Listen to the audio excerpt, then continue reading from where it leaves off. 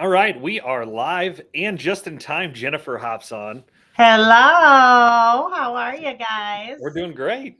We're getting Good. worried. We had like 6 people RSVP and we're down to 3. And I'm then like, Charlotte. where is everybody? And hey, Nimesh, I finally get to hear you without an echo. I know. Hey, Jay. We had Charlie on here, but he kind of had some technical difficulties, so I'm sure he'll be back. If you would have seen if you seen what he had looked like, he literally looked like Deadpool without the mask. Really? I've never seen Charlie not look dapper. Oh, he looked dapper, but it was just like super blurry. There he is. He's back. Is he coming in? There he is. That's coming in hot. Coming in hot. There you are. I see you've got technical Blair. support. That's my wife, Blair. Hi, Blair. In for technical support. I got to put lipstick on. Hold on. All right. Well, thank you guys so much for joining. I did take Nimesh up on his idea of naming this Tie Talk instead of TED Talk. But I like it. So, yeah, we're just brokers across the country. Charlie's down in Texas. Nimesh is in Texas. Jennifer's in Florida. And I'm obviously in Ohio. But, yeah, we just wanted to go over some of the real estate news and the headlines that we see. And obviously, we're all preparing for changes here in the next 3 weeks, 4 weeks, depending on what your MLS is doing. And wanted to talk to you guys and see what you're telling agents, what your guys' MLSs are doing. What news are you talking about there, Tyler? I don't know what you're talking about. It's only been like the top conversation for the last year, right? It sure has. It sure has. Look, I'm gonna say this. Like, you gotta be able to laugh a little bit. Jennifer and I were chatting a little while ago, and we had, she had a meeting with some of her top brokers around her area, and they were literally looking at themselves saying, "We're pretty smart, aren't we? We're pretty smart, but we can't figure some of this out. Why?" And hey, guess what? None of us really can right now. Yeah, it was.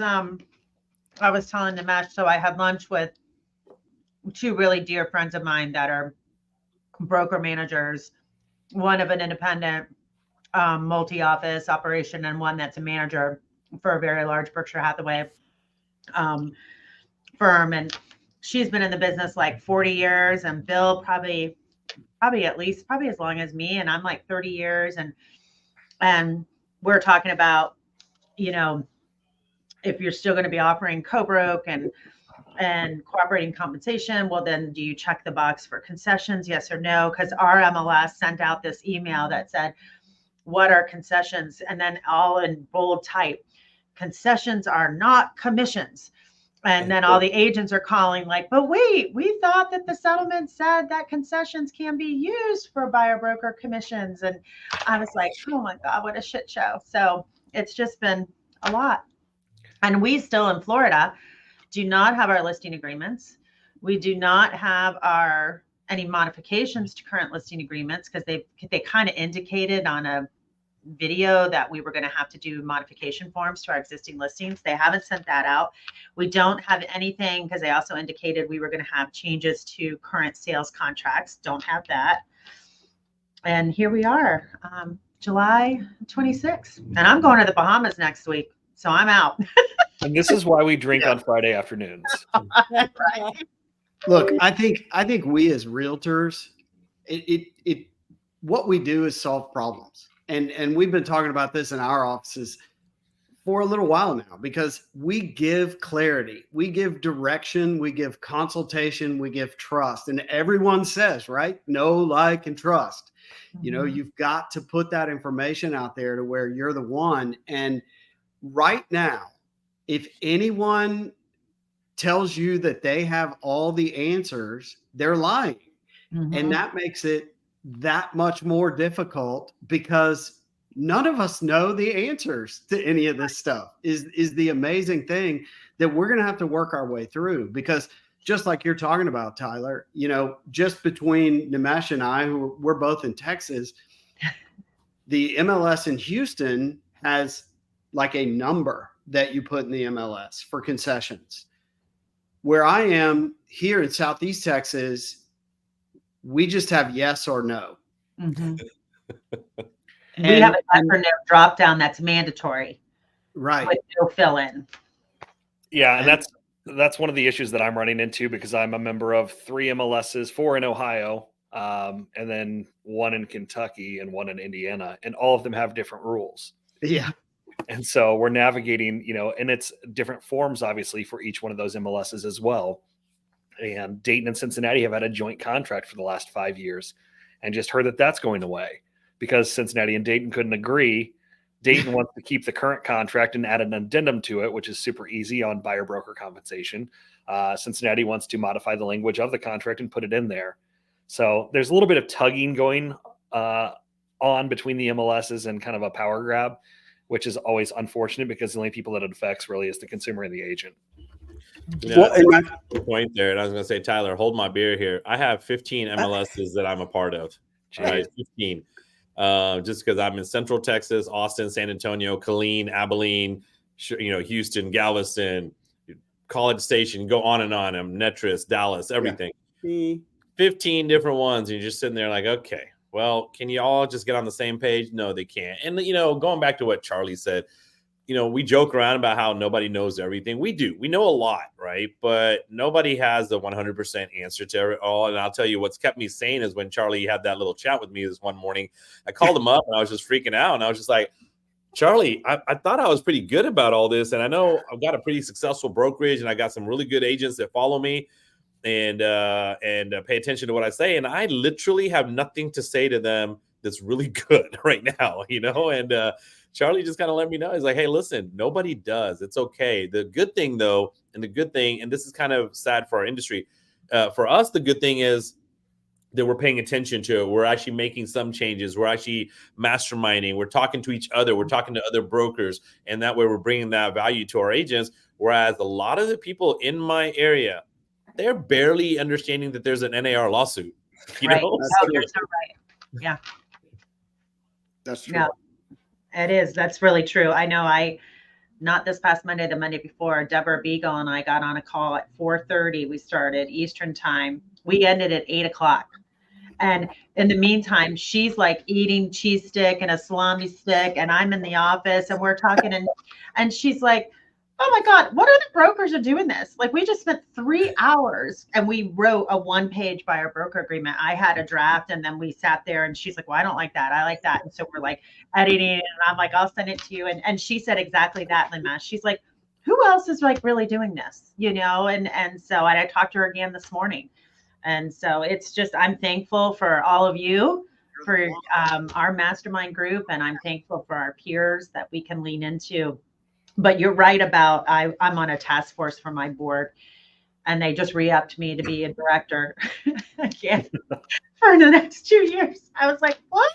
And but they said they had a local broker, they didn't say who it was. Obviously, I have some ideas I think it's a brand and like a large, pretty big office called, and they were like not understanding why they couldn't just put it in the MLS and the comments.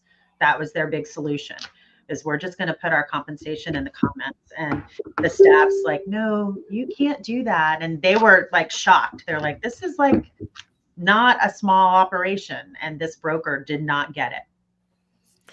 The interesting thing when you say that though, Jennifer, is like, okay, you can have the successful brokers or, the whatever. Okay. Hey, they've got a lot of transactions, a lot of things going on. I don't know how things are going to get enforced, right? And I think the ultimate goal for all of us is to not just educate our own people, but to educate the rest of the industry as much as possible and kind of get through it. So it's going to really matter on what kind of attitude everyone has towards each other when it comes down to, how people are going to react to say, hey, wait, listen, you said this, or, hey, this is supposed to be like this and all that. We have to be able to help educate the whole industry, not only just the consumers, right? Yeah, no, that's true. Well, and I think there's so much misinformation out there. Yeah. I'm seeing other brokers and even agents sharing stuff going, oh, you can do this, you can't do this, or we're going to find this workaround. The worst thing that you could possibly do right now is try to find a workaround. Yeah. You're just going to be named in the next lawsuit. Yep. Well, that's you're saying basically too, if you try and stay exactly the same as where you are right now, in effect, you're making a choice to try to make a workaround by staying the same, right? Mhm. Yeah. And let me ask y'all, Jennifer, did you have buyer brokers agreements in Florida prior? We had them available. They were not mandatory. And Florida, just to make it fun, has totally different agency laws than a lot of you all. That's what Deborah's like. She's like, what? So we are an assumed transaction broker state. Hi, Kasha. That's one of my agents. She's so cute. We are an assumed transaction broker state. So in the state of Florida, if you are doing a real estate transaction, there are no agency forms required unless you are not working as a transaction broker. And so everybody is assumed to be a transaction broker. And then if you want to be a single agent, like a buyer broker, then you have to do a disclosure for that. And so it's just interesting. It's different. So yes, we had buyer broker agreements. They were not commonplace at all. And so they've updated those. They've given us a new showing agreement this week. They gave us a pre-touring agreement, but we did not get our listing agreements as we were promised. And they'll send those to you like what, the day after it's actually required or something. We're expecting full listing agreements it's a 1-to-4 contract in January, right? Yeah, and that's what I was going to tell you, Jennifer, when we were talking earlier. We have the Texas Association of Realtors, and we have TREC, the Texas Real Estate Commission, that we get our contract forms from. And TREC is not going to even make one change until maybe January. So TAR dropped us a whole like 17 new forms and changes and things like that. I feel like you guys had them early, a lot of them. Well, I mean, let's be honest, right? Like, one of the things that, Charlie's probably going to agree with me on this one. One of the things that really annoys me about this lawsuit, because it's mainly about transparency, right? Would y'all agree to that? Well, Texas has been transparent from day one. Our forms are promulgated forms that you don't change, you don't make up, you don't have from broker to broker. It's different. They're all the same forms. We all use them. They're very transparent to buyer and seller, how commissions work, how payments work, how agency works, who represents whom, et cetera, et cetera. So it's kind of annoying for us that this whole national lawsuit is affecting us in such a way that we already had everything going the right way. Right, Charlie? Pretty much. I think Tyler's probably on the other end of that, where you've been like actively engaged with buyer broker agreements for a long time, right? At the front end. No, in Kentucky, yes, we've been practicing that way for a long time, but not on the Ohio side. Okay, you're a man torn. Well, that was an office that I merged with in Kentucky, so they had been doing it that way for quite some time, but it was not up front. It was not it could have been done at the time of offer. Mm-hmm. Yeah. So interesting. Very, very interesting. Yeah, it is. Well, and every day we get a new form and I do a new little loom. I'm collecting a video I'm going to try to kind of explain each form and create just a one-stop resource page on what we call our agent hub, and to educate my agents. And then also it could be a place, like you said, I think it was Nimesh, about educating the agents in the market where they can go, and at least if their broker's not explaining it to them, they can get the information from us. That's a great idea. I mean, I think that's a really good idea. I think the scary part about all this, Jennifer, is that you probably have to speak with your attorneys before you start putting things out there, right? Because at this point, you get sued for pretty much anything and everything. I think we all joked around about that. That agent in California, they got sued for putting feedback. So right. Yeah. And lost. Reach out to me. Susan Max, one of my agents, sent me that article. She's like, "Is this for real?" And I'm like, "Just stop. Don't read it all." Still ask for feedback and still I guess that's another issue that we've got to deal with, is that there are people that are trying to become influencers by pressing their version of what's going on right now and trying to be the first to the market with it. And, it's causing more trouble, more panic, more clicks for them, but it's not doing anybody any good. at this point, at least. I mean, just I guess y'all saw where, EXP, Ricky Carruth said EXP was not paying buyers brokers and then pulled it down. The EXP CEO is coming on and he's like, okay, wait a minute. We're not paying them, but the home seller can pay them. And it's like just a little semantics. It's a shell game. Yes, in the whole deal. And you're seeing full companies come out and say these kind of things that are really muddying the waters right now. Mm-hmm. I mean, assassination attempts and there was that too. Out the president aside, it's like this is exactly what we need right now. Hey, Rachel, how's it going? I'm surprised you're actually watching. I saw that. Look at that. John Mangus up in here. Love Is that John. our Rachel? John Mangus. Yeah. What's up, John? Yeah, Charlie, that's our Rachel. What you mean like Nim and Rach, Rachel? Yeah. That's Yeah. Hey, okay. That's my BFF RBF. Oh yeah. That's true. BFF RBF. Well, I think bottom line, we'll all get through it. I just, we've all been having our ears to the ground and listening and preparing as best we could for the last 2 years. And like I've tried to tell my agents, because they're all nervous too. And we had a sales meeting a week or two ago. And I said, I feel like we're all like racehorses at the Kentucky Derby when you're in the box and you're waiting to go and you're like, and it's just like, we just want to get out there and do it already. And we can't because they haven't opened the gates yet. That's a little bit, I feel like there's this stress. And I've just tried to tell my agents, like, take a deep breath. It's going to be okay. The world is not going to stop. Real estate is not going to go away. Buyers still want to have your help. Sellers still want to work with agents who have buyers. They don't want to limit their buyer pool. We will be okay. We just are going to work with how we have to communicate things. And I love that, Jennifer. On the good side of things. That makes so much sense. Oh, sorry, Charlie. Sorry. No, I didn't hear you were talking. My bad. No. Go ahead. Oh, well.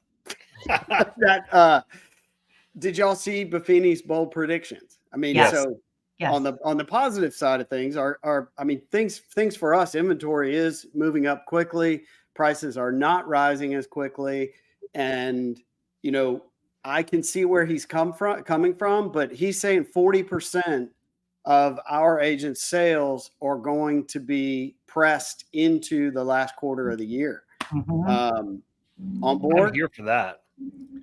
Yeah, I'm ready for that too. I agree with that, Charlie. I analyzed all that. I watched that too. He had some good information in there, and he had his reasonings, right?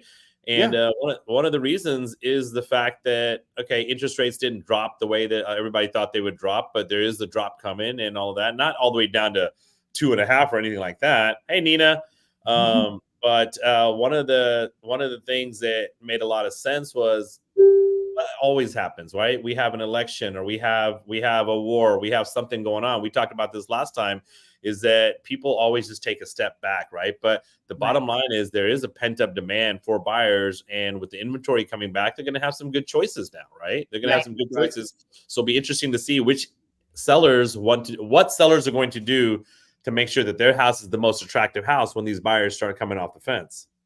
Absolutely. Florida and Texas are really getting picked on too, because it's like they say we have the most new home inventory in the country.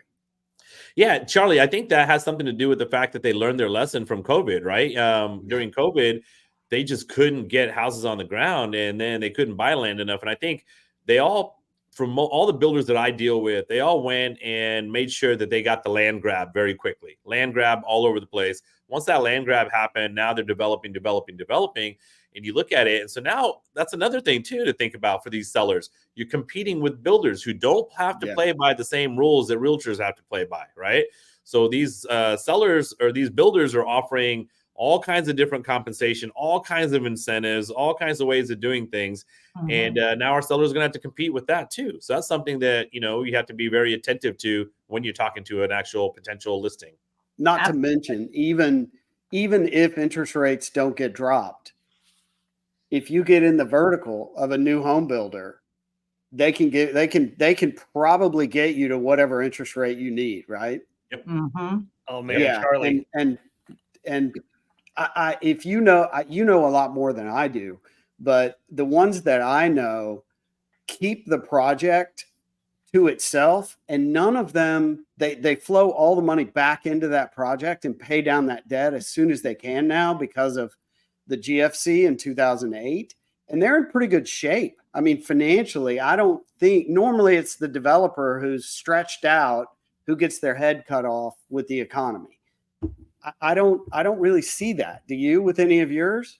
I don't. I agree with you on that. And I agree with you 100% on they can provide you the interest rate they want. I'll tell you, just in the past 2 weeks, I've had 5 different builders that I can really remember. 5 different builders, big builders And that that's are good. offering 2.5%, 3.5%, and 4.5% Come commissions. on. No Everything. way.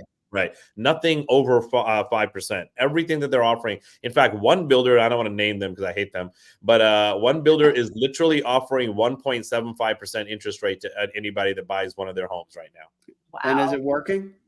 It's working. People are going Yeah. that way. They're just a bad builder, so who cares? That's crazy. Interesting. Well, and I just got an email from Coulter in our market that is an incentive to agents. They're paying, huge commissions, but then they just sent out an email that they will pay us 80% up front at the time of contract and then 20% at close, where it was always you had to wait till Right. close. Yeah. So what a great way to incentivize some agents to say, hey, you don't have to wait for the house to get built. Yeah. So Right when we go solid on contract, you're getting 80% of your commission up front.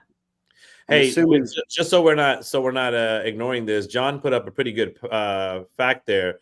Fannie and Freddie say that there are 54 million millennial mortgages ready buyers who just need a reason to get into home ownership. Right? I think that's a great stat there, and it's interesting to really Thanks, know John. that plenty of buyers on the fence that just need to get off the fence. Right? So Mhm. what are you as a listing agent going to do to promote that house so that these buyers come jumping off that fence?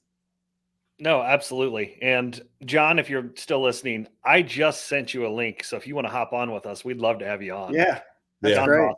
So check your email, John. But yeah, there's so many incentives going on from the builders all over the country. I'm starting to see, and it's funny, we saw Ryan Homes, they're the worst in my market for depreciating commission when things are hot, going down to like $1,500 or whatever it is, Right.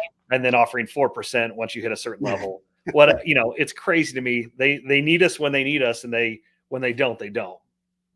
So But Yeah. that would translate though into a listing conversation, right?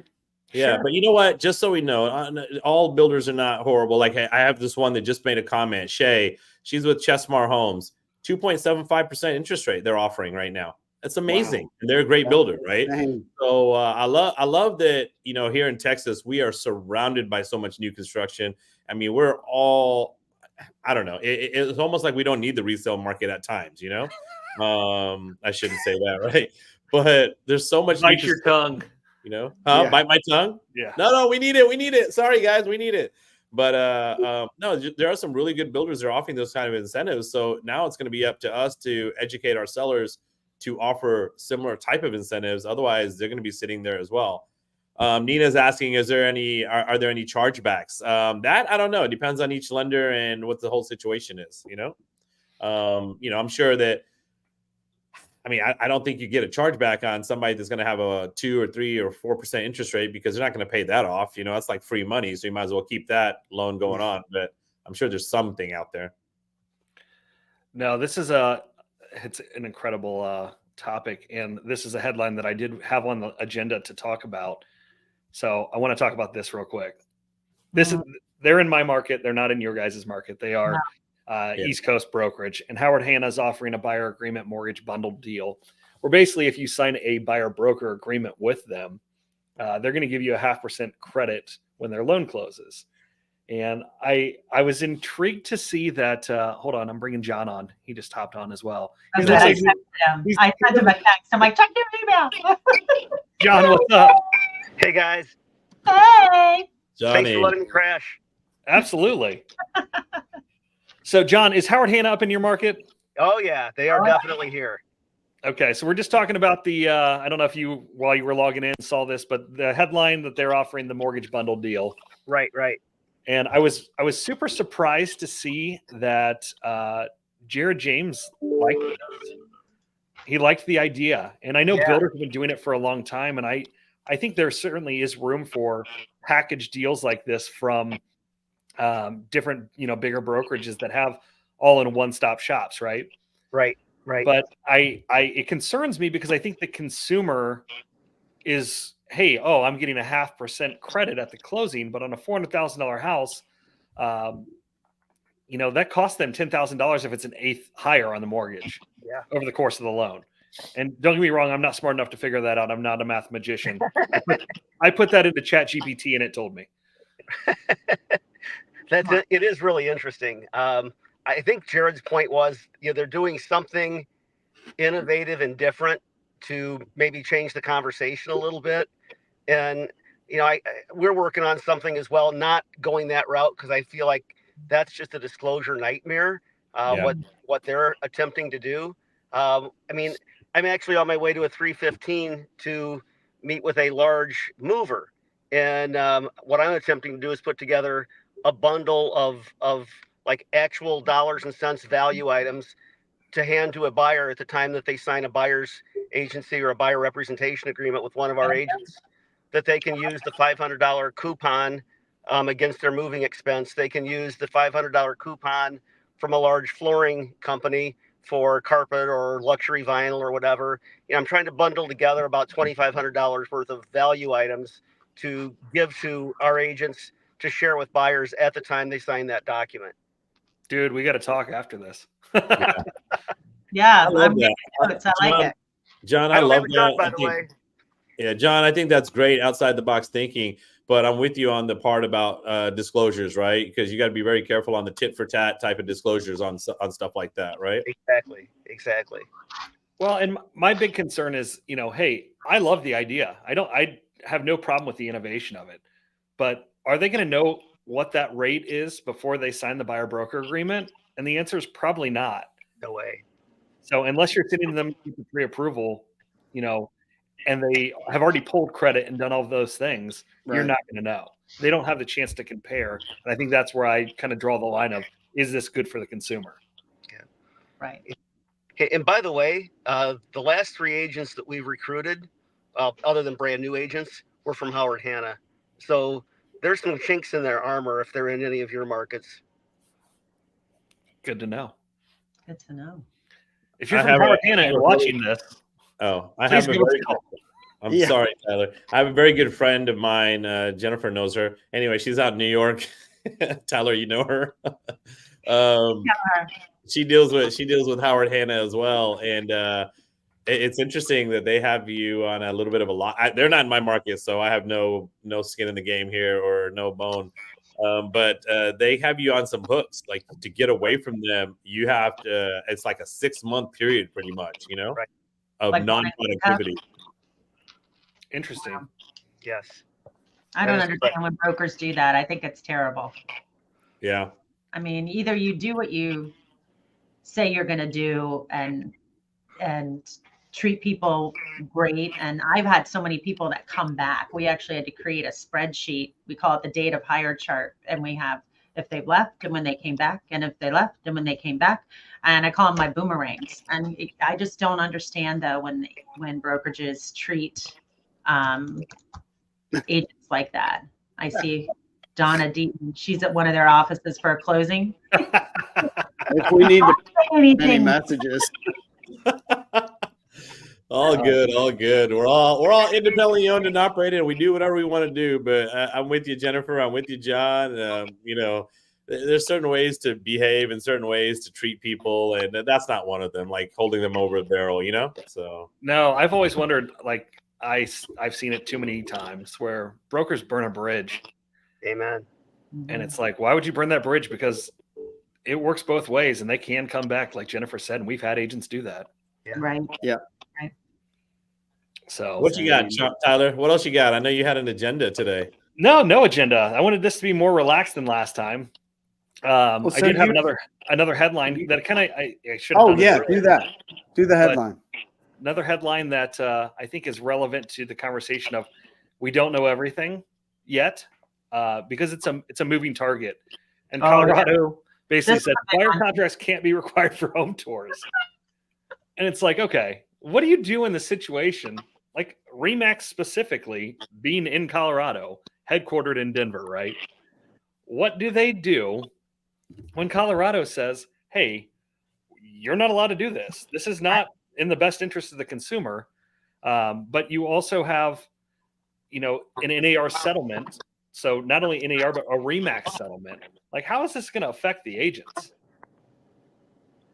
I love this article that you posted for us the other day. I read this, and I'm with you. Like, it's a conundrum, right? Like, okay, who takes precedent over whom, right?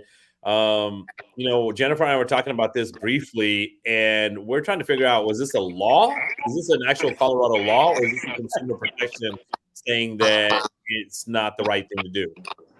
My understanding is it's the state law. I talked to Deborah this morning, and she was talking with one of her broker friends who has an independent there, and they said they actually have a state law that says you cannot require a buyer to sign anything prior to seeing a house. There can't be a condition for them to see a home, that there's some kind of state law, kind of like in Florida, we would call it FREC, like that Florida Realtor, the Real Estate Commission, or what we call DBPR, Department of Business Professional Regulation.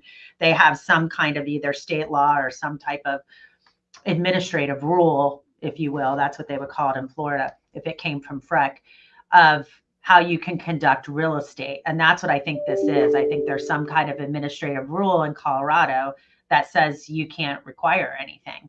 And then NAR comes down with this settlement, and I would think they can't trump over Colorado's laws and rules, but we'll see.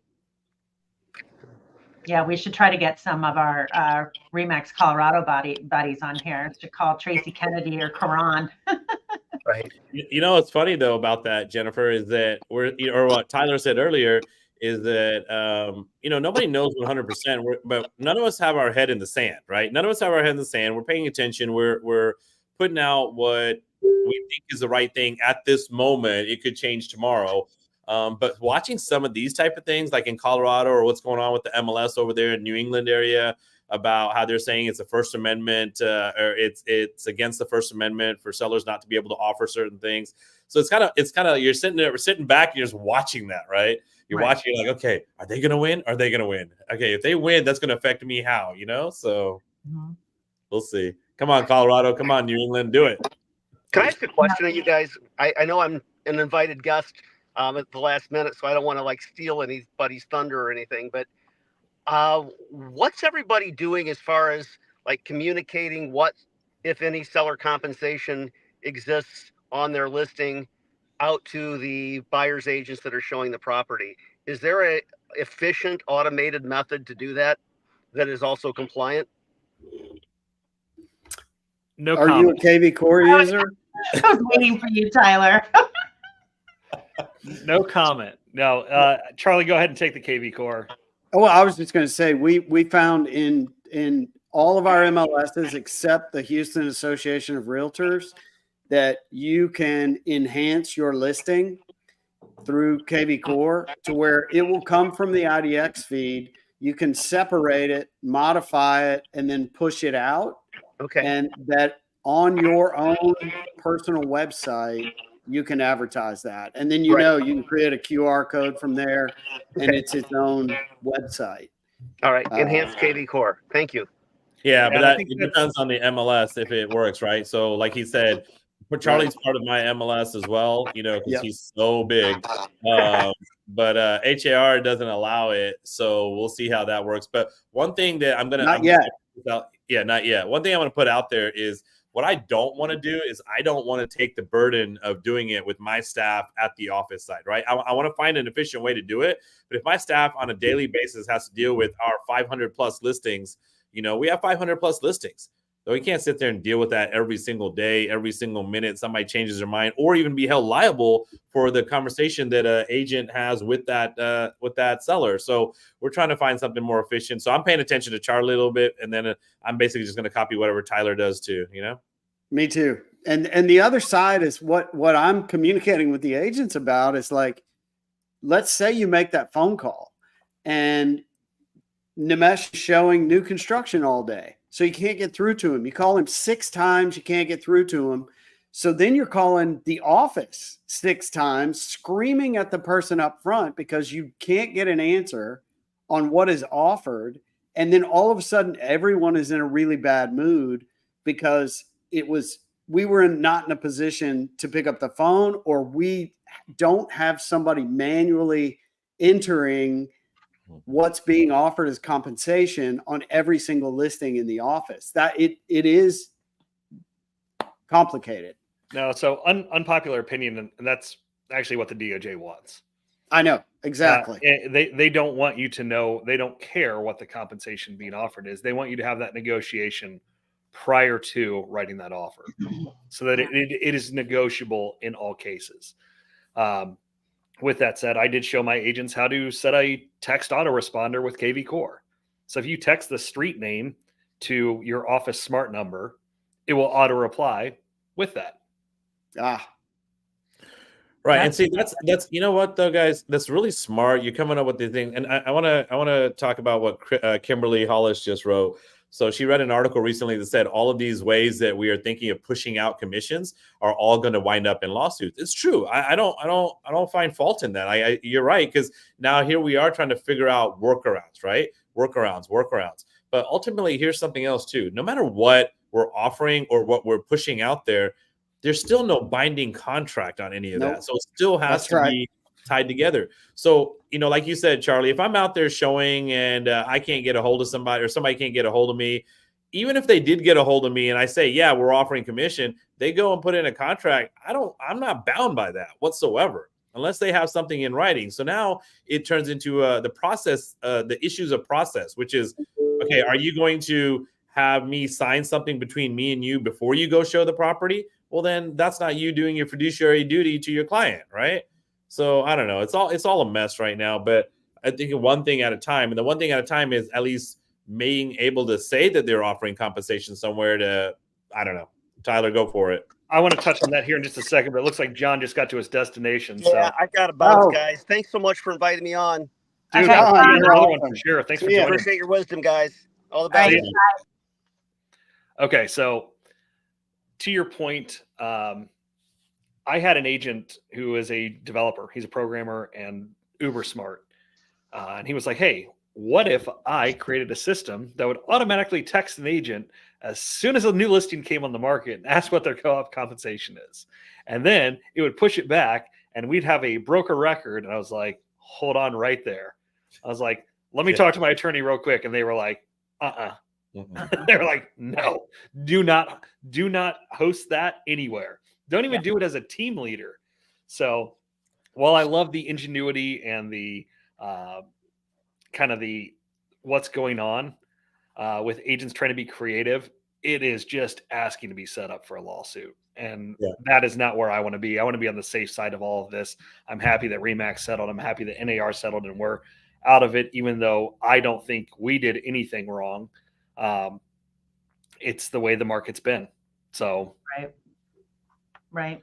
The one thing I did like that our fellow in our mastermind, Todd Stock, put together, which I'm going to plan on copying. My admin is building it out right now, and where we're just making a Google site, like a one-page website that has some disclaimers on it that says this is not, like you said, Nimesh, this is not a guaranteed payout. You need to have a written agreement prior to offer, and that it's only for licensed agents in the state of Florida, but where we are putting the co-broke if our sellers have authorized us to advertise that and put it out there. And so that should be helpful. But are you automating that, or are you manually checking that? I don't know. Everybody's office works differently. Like our agents put their own listings in the MLS. A lot of people have admins doing that. Right. So our office, we've got admins that do it. Then we have a lot of agents that choose to do it themselves. So we are setting it up, and I'm having an admin just once a day go in and update it. And so that's what we're doing. You know, she's got a system down. I tasked her with it a couple of days ago. She's pretty much got it built out already. And so I think that's what Todd Stock is doing too. They're just updating it daily, and having somebody, you know, checking the listing agreements, checking, obviously it won't be an MLS soon. Right now it's still an MLS for us, but that's going to be dropping off. But have somebody automating it, because I'm a little afraid of, you know, I just want to have a place where, so that they're not calling the office all day long. It's like, you can go here and pull it up and search it, and we can just send them to that. It's funny to me that you're allowed to do that. You would think if it's in the customer's or the client's best interest, that wouldn't even be a thing, because we can have dual agency in Ohio.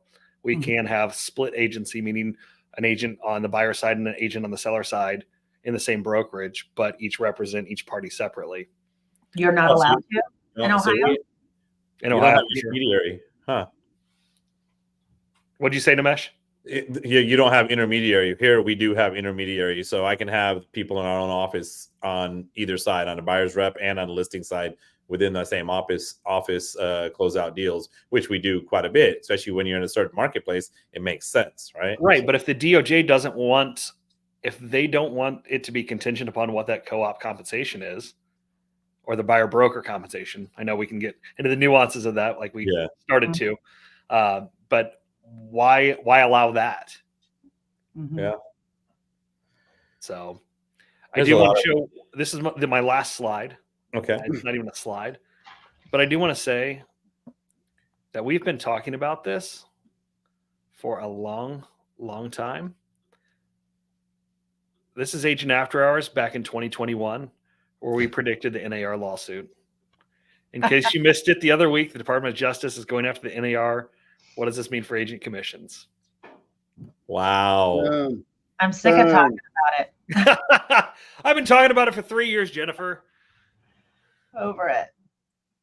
That's what I mean about that horse that's at the race. I just want it done and over with, and let's just like move forward and shift and do what we need to do and go sell houses and help customers and be transparent and communicate. That's what I keep trying to tell my people too. I said, it's just about communication.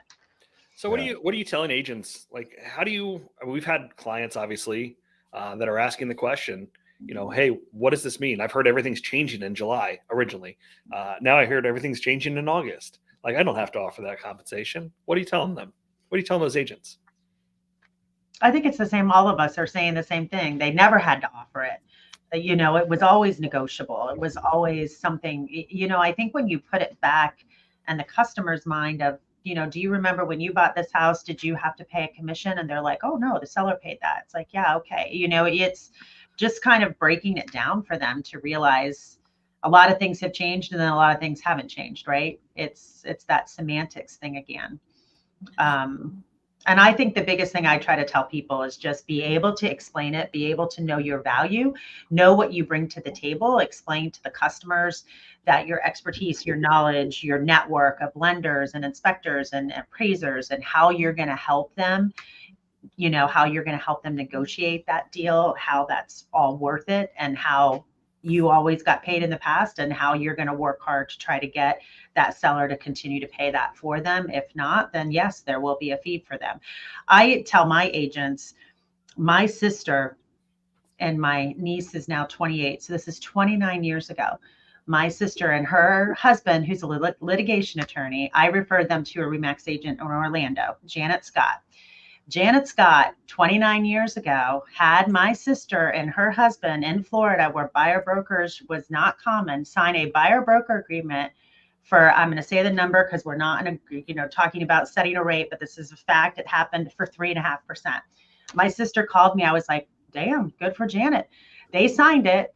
Janet worked with them for like 6 months all over Orlando. She sold them a house in Lake Mary. Guess what? Offered only 3. Guess who came to closing with 0.5%? My sister. And they were happy to do it. And her the high-powered litigation husband was happy to do it, but it was disclosed up front. Victor knew what he was doing. My sister knew what she was doing. They loved Janet. She worked her butt off and got them a beautiful home, and they didn't bark anything. And this was 29 years ago, and it was fine. So That's a great story, Jennifer. That's a good one, right? I mean, that's the part where you just said it and Tyler said it. Like you got to know how to talk and how to be transparent. It's not like we haven't been doing it, but we just have to do a better job. And ironically, we had John Mangus on the call just come in out of nowhere today, right? But I saw this thing he posted on his Facebook about 4 or 5 days ago that I copied and sent it to all my agents too. So I'm going to read it out loud really quick. It goes, most agents know what's happening. Good agents understand what's happening. Great agents can explain what's happening, right? You just got to put that together, and you tell your agents that, like, hey, it's not enough for you to just know what's happening. It's not enough for you to understand what's happening. You have to be able to explain what's happening, and that's what's going to set you apart, right? Well, and this goes back to the conversation we had was it 2 weeks ago? Was it last week? I don't even know. Seems like yesterday. Right. But the conversation we had the other week, and it was, you've got to get in front of this. You have to have the conversation. You have to make a video explaining this to the consumer so they're not reading the clickbait headlines that are going to portray this in a negative light. Nothing has changed. Right. We talked about the stats that 63% of our home buyers in our market they're putting 10% or less down. So do you want to eliminate them from the buyer pool? That's the conversation you need to have with your sellers. right. And then if you look at NAR stats, I pulled these up. I think they were in Tech with Ty last week. 39% of home buyers are upgrading, right? Yeah. Do they want to pay more commission because they're upgrading? Like it's not hard math.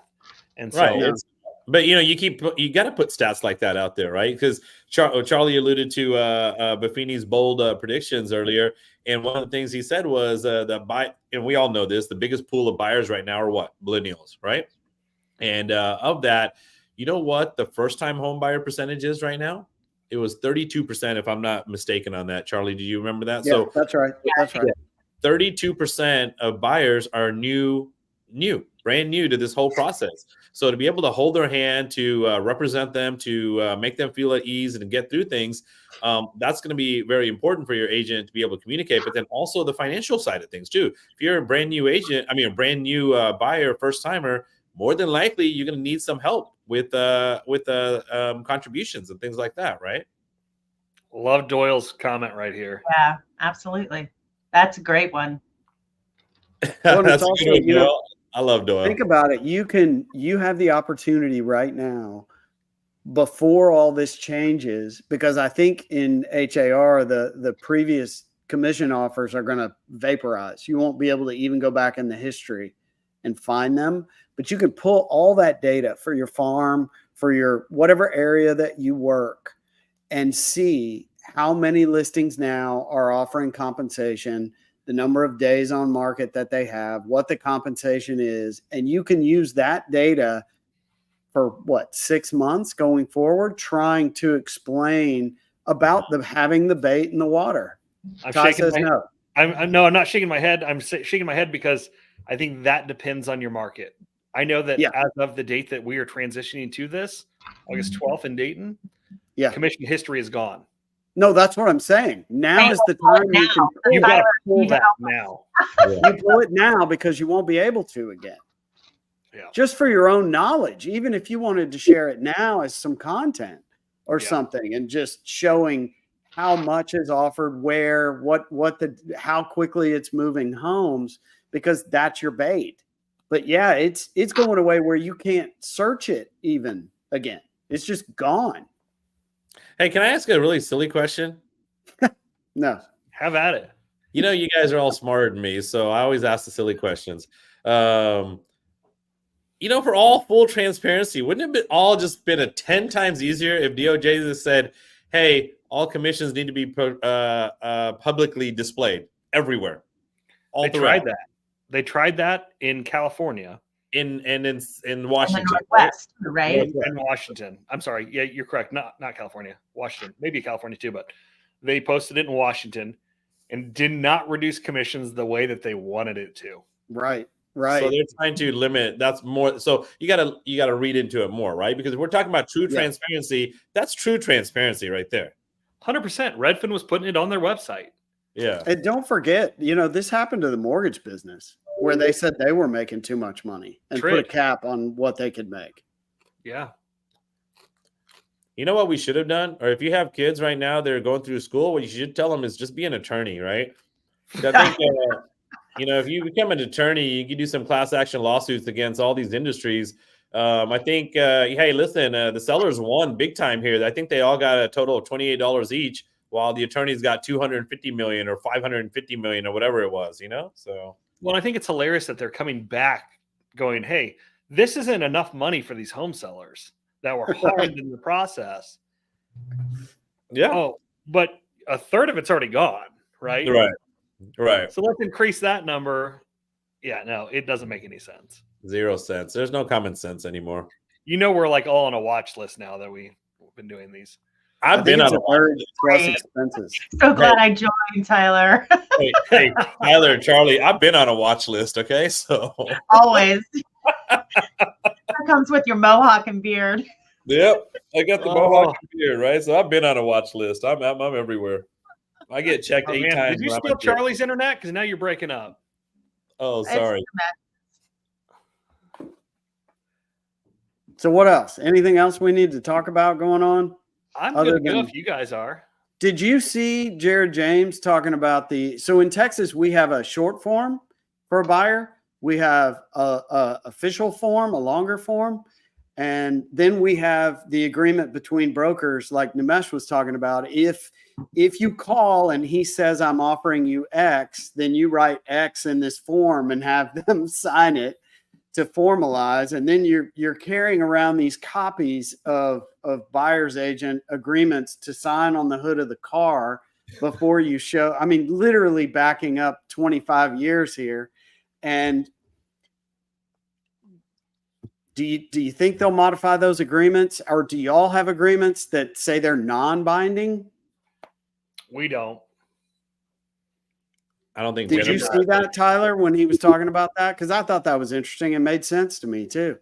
No, I mean, is that like a Zillow touring agreement that's non-binding? Yeah, pretty much. Okay. Like to create some rapport, like they couldn't always leave before. That's distracting. I'd pour you one from afar if I could. Oh, thank you, my friend. No, here's what's happening that I think is going to be a bigger issue. I've got my first one going on right now. And that is I just had a buyer's agent who's been working with this client, talking with them since 2021. When we made it mandatory in our office, February 1st, to have a buyer agency contract signed, they had it signed. And lo and behold, you can probably hear this glass. That's our theme music. Yeah. Was Lo that and a glass behold, or was that a bucket you're pouring? yeah. Glug, glug, glug. But no, lo and behold, 10,000 hours of work, Nimesh, with the intent of getting better. love it. So the buyer ended up, hey, they were in a meeting. They couldn't get a hold of the buyer's agent that we have a buyer broker agreement with. They went and wrote an offer with another person. Right? Now we've got a procuring cause issue versus a contractual agreement. So is this something that we're going to have to pursue more and more often? Oh yeah. Oh yeah. I'm thinking it's like the tobacco lawsuits, if y'all remember that, when the lawyers came out huge, a lot of that originated from my area. And what it did was spawn so many more offshoots of lawsuits. Just think about this. And it's going to be agent to agent. Unfortunately, in my opinion, that's what we're going to see, are these kind of arguments between people where maybe you didn't build rapport. In this case, that's wild, though. That doesn't make any sense. No, and it was, yeah, they obviously knew that they did something wrong. But the bad press that we would get from pursuing that, Yeah. Mhm. it's like, Agreed. where do you draw that line? I wish there was a way, and there's not. I wish there was a way that similar to, I don't know if you got your states have small claims court. Yeah. Yeah. Yeah. Yeah. Okay. They call it different things in different states, but we can't take them to small claims because we're a company. Not in Ohio. I have to have an attorney representative, has to go through regular court. We can actually. I've done that. Interesting. We can, but what happens, right? You get a judgment, and then what? How are you going to enforce that judgment? Right. Right. And again, the negative press associated with it. Yeah, exactly. So you not only get the negative press, but you're also negative on the financials because now you have to enforce the judgment. How are you going to enforce it, right? Right. Well, so And let's that- rewind a little bit, Tyler, and unpack that just a little bit. So they knew they'd done something wrong. I don't want to talk too much about it because it's still going on. Okay. We can revisit after it's done. We'll Sure. do it as a. No, I'm as a not sure case how it's going to study. play out. They obviously knew that they had signed a buyer broker agreement. So one of the things that I will say to all agents that are watching this is make sure you have a record, because we are in a day and age that it's really easy to send something for digital signatures Yep. or upload something to Dotloop or DocuSign or whatever it might be and share that so that you have a record of it instead of just saying, hey, I made you a copy and I gave it to you. Make sure you have that electronic date stamp. Mhm. Right. Okay. Hey, I'm going I'll to take ask that. I'm going to ask a question. Are y'all done with that part? Yeah. All right. Since I got 3 of the top brokers around the country right now, I'm going to ask you guys a question. I'm not going to put you on the spot because I know some of your agents are watching this. So just putting this out there in your head. Are you guys ever going to think about saying, no, you can't sell your own listing? No, you can't say that. So you can't be a dual agent. Correct. We already do that on the Kentucky side. Okay. It's weird how the different parts of the country, it's all different, right? Yeah. Yeah. I mean, I would defer back to state law as well. Yeah, I don't see it happening in Florida. Because we're all transaction brokers anyway. We're just working for the transaction. That's so weird. I know. That is weird. It's so weird. No, I'm torn on it because I think, I've operated as a dual agent before, and it's just you can't disclose certain things. Here's where I think it becomes an issue. There are definitely times where a dual agency situation can be helpful, especially if you have 2 parties that are very agreeable to terms. It's when you have an interest, like you knew this person versus you didn't know this person. Yeah. That it's like, oh, well, you were good friends with them. And it's like, still, at the end of the day, my job's to represent both of you equally. And I have no doubt that we have plenty of great people in our industry that will represent the right way or, keep certain things to themselves, to make it all fair. What I have issues with, and again, I haven't made any decisions either for any of my agents that are watching right now, but it's one of those where in the happy lawsuit period that we're in with our industry, I almost feel like, is that one of those where I can just cut that off right now, So just putting it out there. Here's the situation that I think is going to become tougher. And it's when you have an unrepresented buyer. Okay. If I sign a listing contract at X, right? And then they were willing to offer a buyer broker compensation. Unrepresented buyer calls me and says, hey, I want to look at this house. Okay. Do I go out and show it to him? Yeah. For what? I have a fiduciary responsibility to my seller. So Correct. Of course I'm going to go show it. Correct. Right. But now I'm going, hey, this unrepresented buyer doesn't necessarily know what they're doing. Maybe they do, maybe they don't. Historically, they have not. They have no idea what they're doing. I now have to be present for inspections.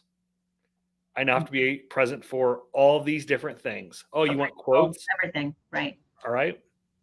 So now I have to charge my seller more. I'm asking the question because my job description has gone up. Mm-hmm. It's negotiable. But yeah, so what you normally do in our case in Texas is if he had already given you permission, your seller, to be an intermediary is what we call it, but that go between, you would then assign that to somebody on your team because No, I'm in saying they your don't want firm? representation. No, can't- no, Charlie. What you're saying about the intermediary, that means that the buyer's being represented properly and all that, right? So you maybe Right, give right. it to And a I- team member, right? He's talking I about think it. somebody comes in, no representation. What do you Correct. think? I think it comes down to your gut and doing the right thing, right? I mean, and look, Well, this is why I have a problem with there's no co-op compensation, yeah, right? It's buyer broker compensation only, because it used to be that you got X for listing the property and you could share that commission with another broker. The new contracts that we have, at least in Cincinnati, hmm say it's X to listing broker and B to buyer broker. ours too. Same. Haven't Ours seen used to ours be- yet. What's that? Haven't seen ours yet. Just Haven't gotta. seen them in Florida. Hey, Jennifer. Oh, frick. Yeah, haven't seen a freckin' contract. No. I mean, the old listing agreement had that but it was a total, and then we could share this portion, and then Correct. they would break it down with Florida of either a buyer broker or a transaction broker, or they have a non-rep. Florida has a non-rep status, and so yeah, who knows Hey, what's going to happen? Because now, though, when all this first started, when the settlement happened, and we were talking about okay, well, are they going to change the agency laws? Because now, we used to have dual agency. When I first started in real estate, we had single agency with transition to dual, and we couldn't even talk to anybody. We had to walk right up and be like, here's your agency disclosure. So then they got rid of that and said everybody's a transaction broker, and the only time you would have to give an agency disclosure would be if you're not. And we no longer do dual agency. I was slacking and just staring at Charlie. I'm sorry. I No. know. I But- just moved you over, but Jennifer, can you elaborate more on that? Because I'm also taking my Florida broker's license. And for the agents watching, I think it doesn't make sense. Like, what is a transaction broker versus what we practice in a lot of other areas in the country? So the transaction broker is basically the same as so they just they changed it from dual agency to transaction brokerage, because the only thing that really changed was the fiduciary, because when you're a single agent working for either the seller or the buyer, you have a fiduciary and like a duty to obey, if you will. And so when you were a dual agent, but we used to have that, you would have dual agency, you had that confidentiality that you couldn't disclose to the other party anything that this party told you without having something in writing from them authorizing them to say, hey, I'm offering 200, but I'll really pay 225, that kind of thing. So they got rid of dual agency, and now they have transaction brokerage. So transaction brokerage basically reads, let's see if I have some language, I'll read it to you. I don't know if it's going to be on here. Hold on, let me log into the CE shop real quick. No, I've got 20 million disclosure forms on my desk. Hold on. Basically just says, hold on. Is this the transaction one? No, you're good. While you're looking that up, yeah, I think that's the difference that I think is going So to transaction brokerage just basically says you're dealing honestly and fairly, you're accounting for funds, you're using skill, care, and diligence in the transaction, you disclose all known facts that materially affect the value of the property that are not readily observable, present offers and counter offers in a timely manner, limited confidentiality unless waived in writing by the other party. This limited confidentiality will prevent disclosure that the seller will accept a price of less than their asking price, or that the buyer will pay more, or the motivation of selling party, or financing terms, unless the other person tells you can. And so that's basically, it says limited representation means that the buyer or the seller is not responsible for the actions of the licensee. Additionally, parties are giving up their rights to the undivided loyalty of the licensee. The aspect of limited representation allows a licensee to facilitate a transaction by assisting both buyer and seller, but licensee will not work to represent one party to the detriment of the other when acting as a transaction party broker to all parties. Interesting. Good times. Yeah, it's funny because there's a lot of instances where I'll recommend that you don't do dual agency. Mm-hmm. For instance, if you have a buyer that wants to offer $150,000 on a $200,000 listing, Nimesh is like, "What's a $200,000 listing?" Right. No, I'm Like, using where this are you? 1972. anyway. So when you have that scenario in a dual agency situation, I just have to present it. So in a lot of scenarios, I'll say, you can represent yourself, and I will represent the seller. And there are things that I can tell you that I couldn't otherwise tell you. For instance, if you're offering $150,000 on that $200,000 house, I can tell you there's no way in hell that my seller is going to entertain that. Mm-hmm. Right? But as a dual agent, I can't. So yeah, that's an interesting. And Charlie and Nimesh, you guys don't have that, correct? You have dual agency. Right. It's called intermediary, and that's that. It's a weird word, but it's where you represent both sides. Got it.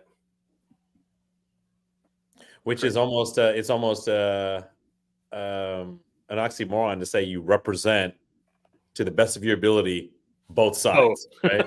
Yeah, both sides. So. Well, and really, I think the intent is that it protects in the brokerage, where if it comes in and somebody on Nimesh's team was going to represent the buyer that he brought in, you can appoint someone within your firm to represent each side. That way, it opens I'm hiring up Charlie that because his ability. ability is higher than Nimesh's. That's Yeah. what. Yeah, no, absolutely. But no, Charlie, I think that's the key, right? What you Charlie just didn't said. even get to hear that bragging I part. You got didn't. to say that again, Tyler, for Charlie. I said I'm hiring Charlie because the best of his ability with Charlie is higher than Nimesh's.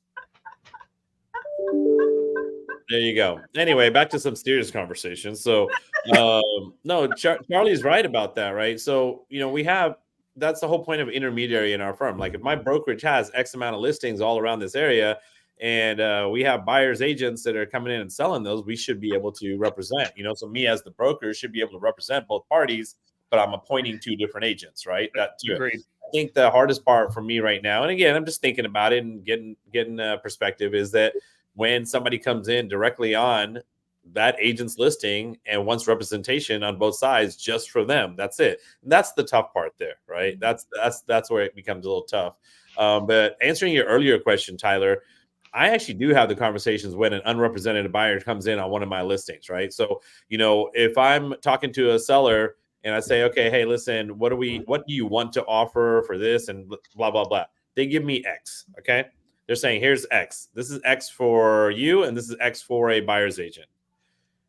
We actually have the conversation prior to say, if somebody comes in unrepresented, which my workload suddenly goes up as well, then I'm not going to charge you X and X. I'm going to charge you X and then a little bit of X, half of X or something like that here, right? To be able to do an unrepresented buyer. And so they're totally fine with that. So they know that they're going to save money here, but I'm going to do more of the work and stuff like that, right? So as long as it's being transparent up front, we're fine with that scenario. Yeah, I think that we do the same in a dual agency situation, but we don't have verbiage ever in our contract that says unrepresented. And so I think that's the difference. Is it's going to be different for us moving forward. And there's no provisions that would say, hey, we're going to go on the new contract, X percentage listing agent, X percentage buyer broker. Oh, but if there's no buyer broker, right, this is now going to go up to whatever. Right.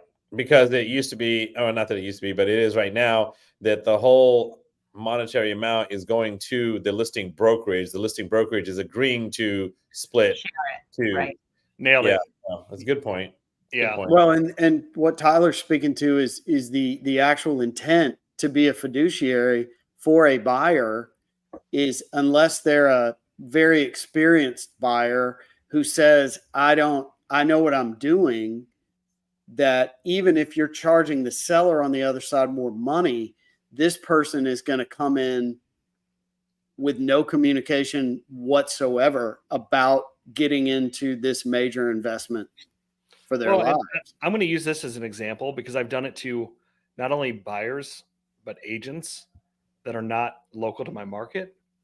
We have a weird thing in Ohio where, like, Montgomery County is the only county in Ohio that practices this type of tax proration. And it's 6 months difference, right? I think everywhere else in the country does what's called long proration. Well, Montgomery County and parts of Greene do short proration, which means the seller only pays for the time in which they were in the home. Not through the Not- whole year. Actually, I'm sorry. No, it's not even that because it's a year in arrears. So they only pay for, let's say that it was closing, I'm going to go August 31st. You would pay proration from January 1st through August 31st. Hopefully there's an August 31st.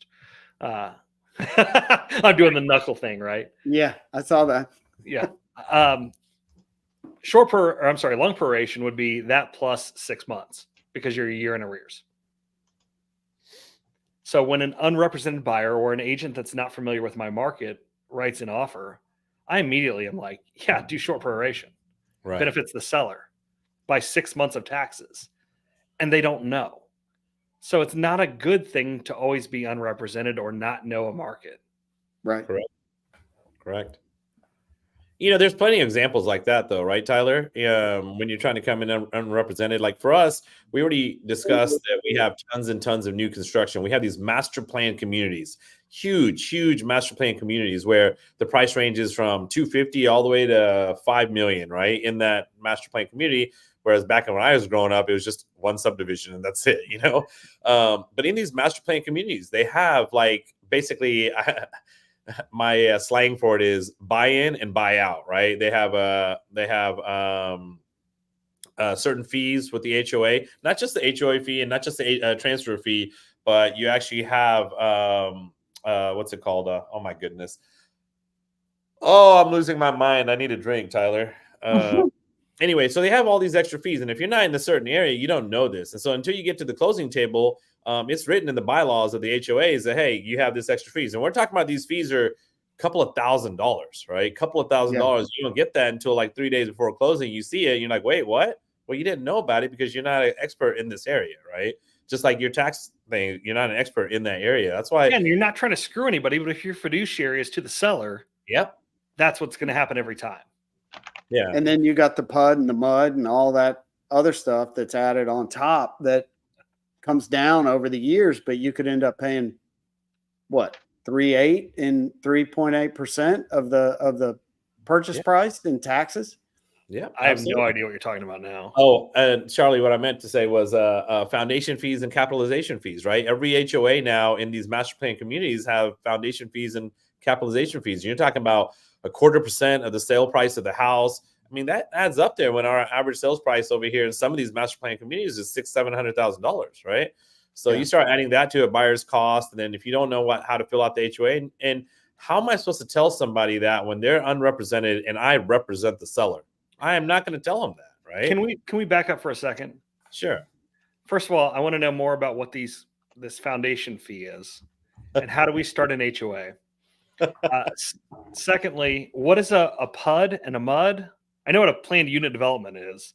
I've never heard of Do you MUD. remember what Jennifer was talking about earlier? That other broker, Todd Stock. Yeah. That's a PUD. He's He's a a MUD. PUD. He's a PUD. Yeah. A He's MUD a is PUD. a MUD is a municipal utility I'm district. going to plug in. Yeah, it's a municipal utility district. It's another tax for us. Okay. Especially in our areas when you have, and not inside Houston, but when you're outside of Houston, like in the Sugar Land area where I am, and a lot of these master plan type communities, you have MUD taxes, right? And the MUD taxes are usually there to help you. We call it MUD because that's what it is, MUD. The MUD taxes are there to help do certain things like levies and help improve the district.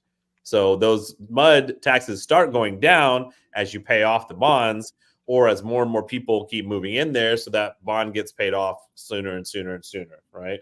But Got you it. have to disclose those kind of things because they're not everywhere. They're only in certain areas. They're added onto your tax rate.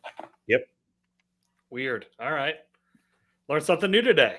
And that's all for infrastructure for those master plan developments. And then, or any development really now you can apply for that. And then, but within a master plan community that has all of these amenities built into it, they've now got, and that's what the HOA is basically, is you're paying for the clubhouse, the pool, the golf course, whatever it may be, that's those amenities within that subdivision.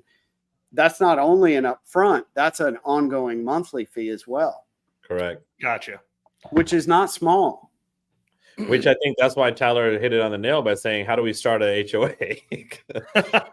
Yeah. These foundation fees, like you literally have to buy into the subdivision and you have to buy out of it. So when you sell your house, you have a fee to leave the HOA. When you buy the house, you have a fee to enter the HOA. And throughout the year, you have fees for the HOA. I just want to be the management company. Yeah. Yeah. No, you don't. All right, guys. Nice. I think we got into the weeds a little bit on stuff that is not relevant to the entire country. Sorry. No. I asked the question, so it's completely my fault. But I was curious because I've never heard of that in my life. And PUD for you is planned unit development, correct? Right. Public utility district. Ours is planned unit development. Okay. Was that a laugh or a sneeze? I That think was a he's walk laughing. away. Oh, He's laughing at us Southerners, Charlie. oh, Get a rope. Get a rope. All right, Sorry. guys. I think that's all I got, unless you want to add anything. Nah, I gotta get going here. I gotta go to my mud. I got to get my PUD. Thank you all so much for joining. This has been awesome. Thank you. Thank you for putting it together. It's Yeah. been fun to see you guys. We'll do. Totally awesome. Have a good weekend. You too. See ya. Adios. Hey. Bye. Don't hang up. Stay on afterwards. I'm going to end the stream. Okay. That's not me, right? Okay.